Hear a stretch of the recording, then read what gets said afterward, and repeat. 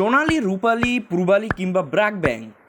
নতুন bank account খুলতে গিয়ে কাগজপত্রের ঝামেলার কারণে বারবার ব্যাংকের দরজা থেকে ফিরে আসতে না চাইলে আজকের ভিডিওটা আপনার জন্য। আপনাদের জন্য আমি গিয়েছি সকল ব্যাংকে এবং জেনে এসেছি কি কি লাগবে। ভিডিওতে যেগুলো জানতে পারবেন, একটি ব্যাংক অ্যাকাউন্ট খুলতে ঠিক কি কি ডকুমেন্টস লাগে, অ্যাকাউন্ট অ্যাক্টিভ হতে কতক্ষণ সময় লাগে, আর সবচেয়ে বড় প্রশ্ন, ইউটিউব, ফেসবুক বা ফ্রিল্যান্সিংয়ের বিদেশি ডলার কি এই অ্যাকাউন্টে আনা যাবে? সকল প্রশ্নের উত্তর পাবেন আজকে। এবং যাদের এনআইডি কার্ড নেই তারা কি করবেন, এবং আপনার অ্যাকাউন্ট খুলতে কি নমিনির সই লাগবে বা নমিনির কি ওই স্থানে উপস্থিত হতে হবে, সেই চমকপ্রদ তথ্যগুলো আপনি পেয়ে যাবেন এই ভিডিওর শেষে। তাই না টেনে সম্পূর্ণ ভিডিওটি দেখুন। একটি নর্মাল সেভিংস অ্যাকাউন্ট বা সঞ্চয় অ্যাকাউন্ট খোলার জন্য প্রতিটি ব্যাংকই মূলত আপনি তিনটি জিনিস অবশ্যই লাগবে।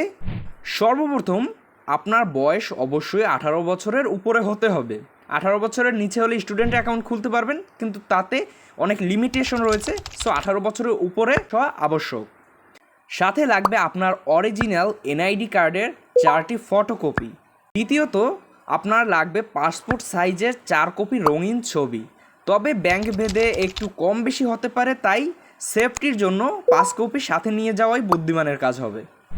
তৃতীয়ত, নমিনি, অর্থাৎ আপনার অবর্তমানে যিনি এই অ্যাকাউন্টের টাকা হকদার হবেন বা যিনি এই অ্যাকাউন্টের টাকা তুলতে পারবেন, যেমন আপনার বাবা মা, ভাই বোন, স্ত্রী, এই নমিনির 2 কপি পাসপোর্ট সাইজের ছবি এবং এনআইডি কার্ডের 2 কপি ফটোকপি।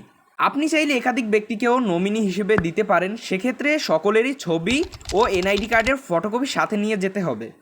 এবার আসি সেই গুরুত্বপূর্ণ প্রশ্নগুলোর উত্তর যার জন্য আপনি অপেক্ষা করেছিলেন। 1 নাম্বার, এনআইডি কার্ড না থাকলে কি করবেন? 2 নাম্বার, ফর্মে কি নমিনির সই বা সিগনেচার লাগবে কি না? আর 3 নাম্বার, বিদেশি রেমিটেন্স কি এই অ্যাকাউন্টে আনা যাবে? এনআইডি কার্ড না থাকলে কি করবেন?